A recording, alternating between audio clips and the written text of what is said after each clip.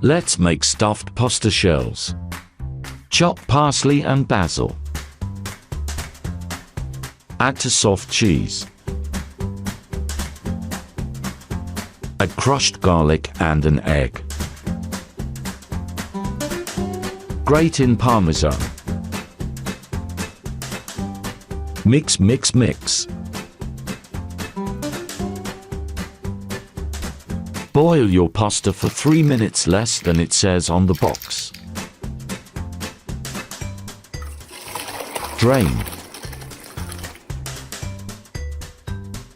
Scoop up 1 ounce of the mix and put it in the shell. Add them to a skillet with a jar of sauce. When's your dolmio day?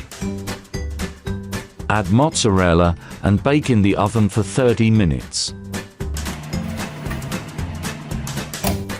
Look at that sizzle.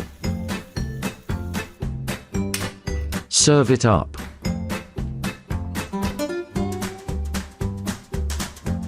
Yum yum.